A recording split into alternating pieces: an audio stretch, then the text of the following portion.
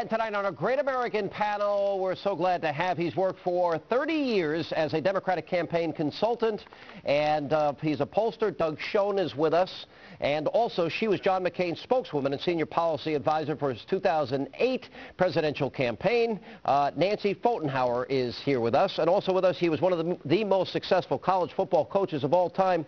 Notre Dame coach Lou Holtz. Coach, how are you? Good to see you. Doing great. Doug, everybody, good to see you. Thank you for being here. All right, Rush Limbaugh. First of all, Rush is a friend of mine, has been a defining voice of the conservative movement for 20 years. There's no one more articulate. No one brings more passion. He had an incredible speech over the weekend, and it's totally misconstrued by the media. Let's go to Rush. Conservatism is a universal set of core principles, and you don't check principles at the door. This is a battle that we're going to have, and there are egos involved here too. There is a, when the situation like ours exists, there are people who want to lead it. They want to redefine it. Their egos are such that they want to be the next X, whoever it is. And so there will be different factions lining up to try to define what conservatism is, and beware of those different factions who seek, as part of their attempt to redefine conservatism, as making sure the liberals like us, making sure the media likes us. You know, Coach, he also went on to say, and this was so dead on, as it relates to, he's saying things, he doesn't want socialism in America. He wants socialism to fail. I want socialism to fail. He said it better than me, but I honestly... Do we want socialism in America? No, I believe the way he does. He believes in the free enterprise system. I'm old enough to remember in the Great Depression. I was born, my dad had gone to third grade, there was no welfare, no food stamps, no safety net. You did, and you provided for your family. And I wouldn't have said I want him to fail. I would have said, I believe he's going to fail because those policies do not work. That's not what made this country great. And when it doesn't succeed, I want you to remember we warned you. Now, Doug, they took it out of context when he said that he wants Barack Obama to fail, because this first came up in the interview we had right here on this program with Rush. He said if he wants to add Ronald Reagan to Abe Lincoln and FDR, I'll support him. Right. But if he's going to be a socialist and he's spending trillions and trillions and trillions of our children's money, I want that to fail. It sounds a lot like Harry Reid saying our war has failed and our surge has failed and the war is lost. Nobody criticized him for the most part in the Democratic Party. They should have, because we wanted and are pleased that the surge has succeeded. And when Rush spoke of failure at this time of our policies, that's wrong. Our dear friend Michael Steele, he's called them ugly and incendiary remarks. Wait a minute. I talked to Michael just before airtime tonight, and I have an update. And the Politico reported on this. He spoke to Rush today. He said he misspoke. That was not what he meant. That Rush has been a force for great conservative values over the years, and apparently they spoke, and they're good.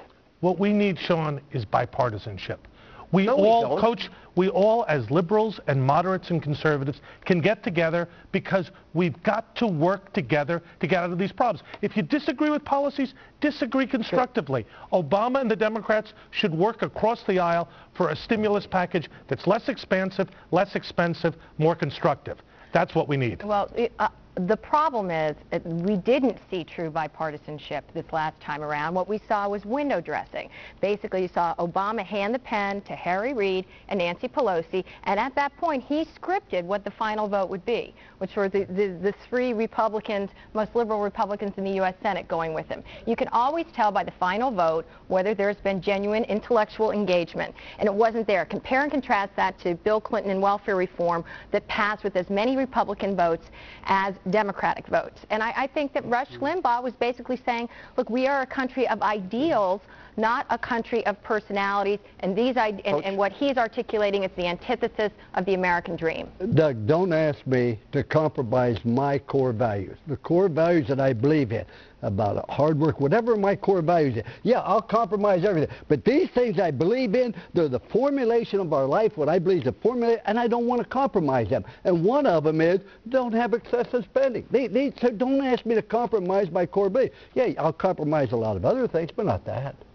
Coach, we need to conciliate and get together, all of us. And Nancy, if there hasn't been enough bipartisanship, goodness gracious, we need more. Let me ask one question. But that's a core value. It's important. Here's and Coach, that's why me. I've had whatever success I've had. Rush Limbaugh made the distinction that he wanted socialism as a policy to fail. So do I. But the media didn't portray it that way. They purposely distorted what he said. They purposely created fights between him and other Republicans as to create a wedge issue here. But more importantly, he's not a senator. He's not a congressman. Senators, congressmen repeatedly called George Bush every single name in the book, and I didn't hear anybody complaining. They didn't want George Bush to succeed in Iraq. They said the surge would fail. The war was lost. They called our troops terrorists, Doug. So unfortunately, Barack Obama is following the lead of the Joint Chiefs and is going to keep the troops in Iraq to stabilize the situation, as we need to do. But he's not following the Reagan model for success on the economy, which is cutting taxes. 42% of the stimulus is tax cuts.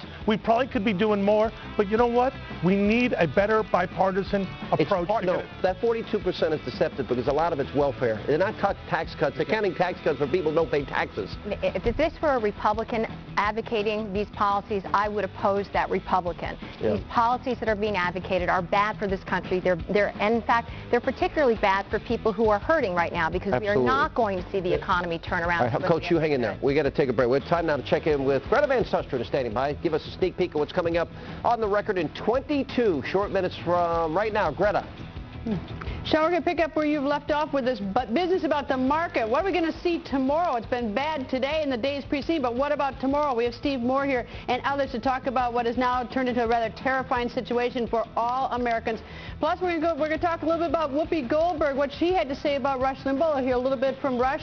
And there's a search right now for 2 NFL players and a 3rd man in Florida. We're going to go live to Florida for the very latest on that search for those players. Back to you. All right, Greta, in 21 minutes from right now, more with our Great American panel right after the break. Plus, escalating violence between drug cartels are literally transforming Mexican cities along the U.S. border into war zones. So can somebody let the new Secretary of Homeland Security in on that reality? That story still to come. Straight ahead.